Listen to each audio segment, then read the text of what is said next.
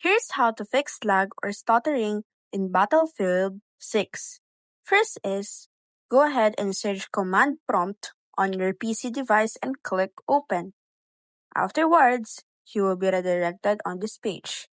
Now, for code configuration, what you need to do is type flash DNS.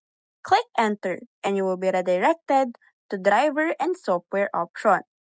What you need to do is to select the Battlefield 6 game and click on Manage Updates.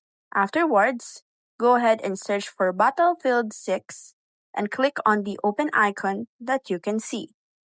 After opening the Battlefield 6, you will be redirected on this page. What you need to do is click on the Manage if it's still not working.